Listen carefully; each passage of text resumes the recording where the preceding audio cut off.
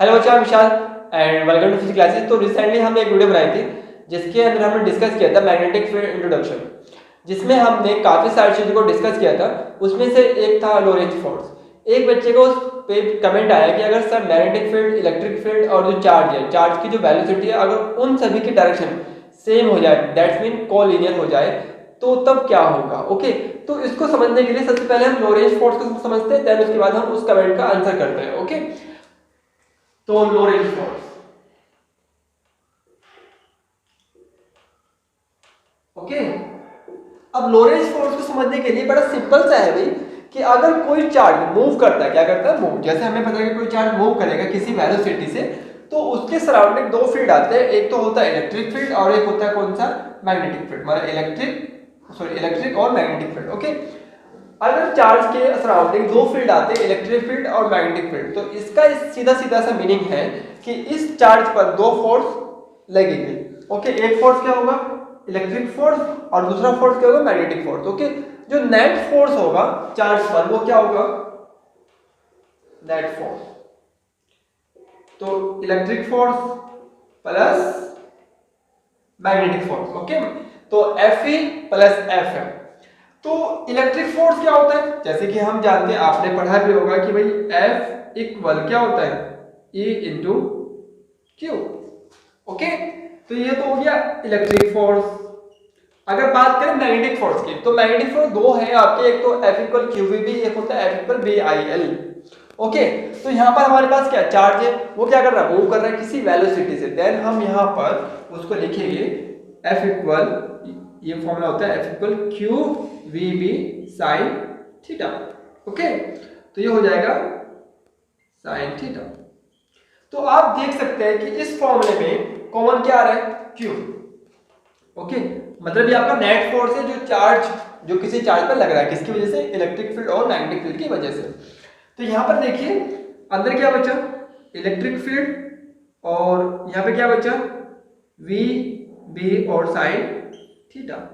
Okay, अब जैसे कि हमें पता है कि जो मैग्नेटिक फील्ड, जो फोर्स होता है, नॉट फील्ड, जो फोर्स है वो क्या होता है, वो होता है वेक्टर क्वांटिटी। ओके, अगर इसको वेक्टर फॉर्म में लिखे, किस फॉर्म में लिखे, वेक्टर फॉर्म। अगर इसको हम वेक्टर फॉर्म में लिखे तो F वेक्टर, Q आपका स्केलर क्वांटिटी है, E वेक्टर। अब यहाँ पे देखिए ये क्या, साइन थीटा है।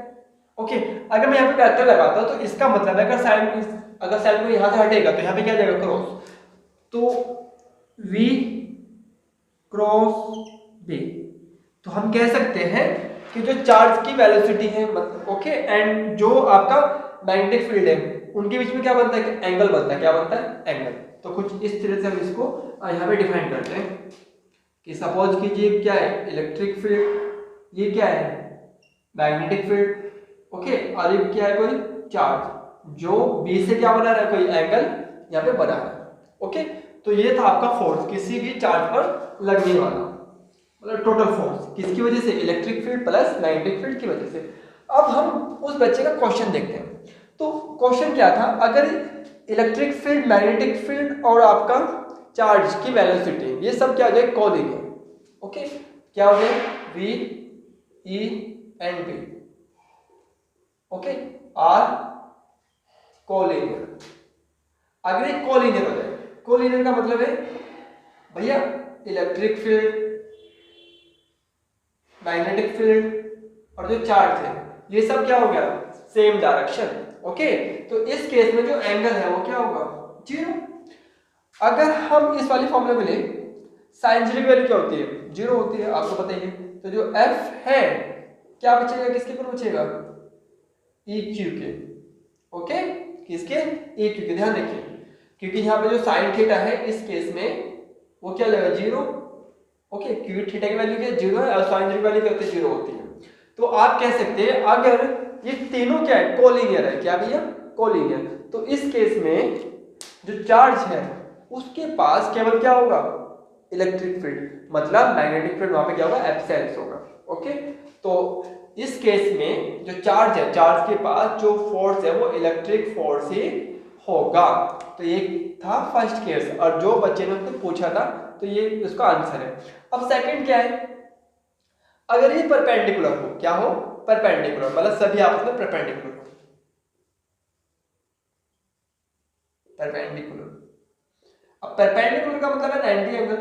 ओके, सीधा सीधा सा मीनिंग है कि भैया ये आपका इलेक्ट्रिक फील्ड, ये मैग्नेटिक फील्ड, और ये आपका क्या है, चार्ज जो मूव कर रहा है किसी भी वेलोसिटी से।